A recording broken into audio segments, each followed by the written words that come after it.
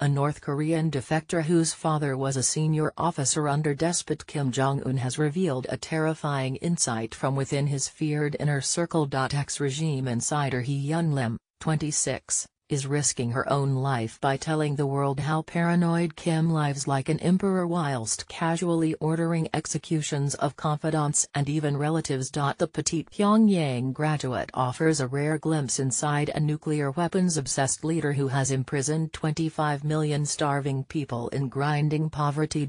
As Kim's lunatic weapons program hurtles towards all-out war, she wants to expose the tyrant who is dangerously clashing with America's President Trump. Just days after Kim tested a nuclear blast 10 times the size of the Hiroshima bomb, Hee-yeon spoke to the Mirror at a secret location in Seoul, South Korea. As world leaders await Kim's next move against potentially explosive President Trump in their risky game of bluff and threat, she revealed how he forces even Pyongyang's upper-class elite to watch horrific executions, brainwashes people with claims of invincibility and threats to the U.S.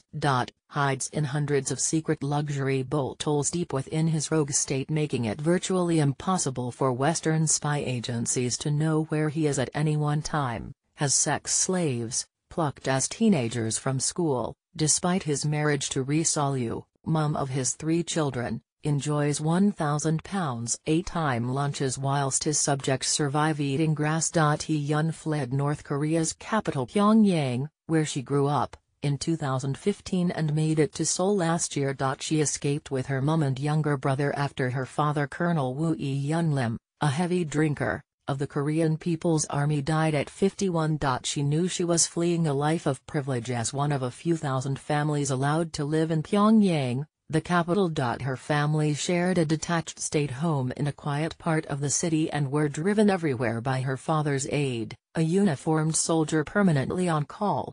She was driven to and collected from school every day in the state-provided brown-colored Chinese-made SUV-style vehicle. And she says, "I had friends like any other kids. But we knew from an early age what not to say, never to question the then-leader Kim Jong-il, Kim Jong-un's father. Even when I was young. Even when I grew up, I thought I had a normal life, always with the restriction publicly of not having anything other than adoration for the regime.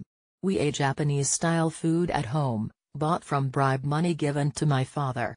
It was Japanese because my family is Korean-Japanese originally. To be honest, I even had a boyfriend, a relationship when I fled. It was possible, of course, but I could never tell him my plans to escape. I cannot go into his details as it would not be right. In my mind I just said, bye-bye. I had to do it." But despite the apparent normality of her Pyongyang society life, there was always terror around the corner. Hee-yeon, her name has been changed for her security, says, "Despite our privilege we were scared. I saw terrible things in Pyongyang.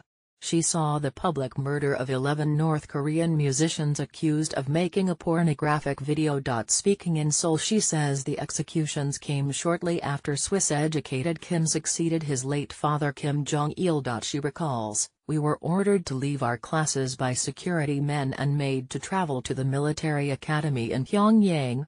There is a sports ground there, a kind of stadium. The musicians were brought out, tied up, hooded and apparently gagged, so they could not make a noise, not beg for mercy or even scream.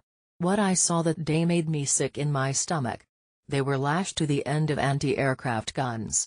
There were around 10,000 people ordered to watch that day and I was standing 200 feet from these victims. A gun was fired, the noise was deafening, absolutely terrifying, and the guns were fired one after the other. The musicians just disappeared each time the guns were fired into them. Their bodies were blown to bits, totally destroyed, blood and bits flying everywhere. And then after that military tanks moved in and they ran over the bits on the ground where the remains lay. The tracks of the tanks were run over the remains and blood repeatedly, over and over again, and made to grind the remains, to smash them into the ground until there was nothing left. I felt desperately ill from witnessing this. It was so horrible and I could not eat for 3 days as it made my stomach churn." Kim Jong-un, 33, was educated in Switzerland apparently under the false name Pak Chol. Schoolmates believed he was the son of an embassy driver.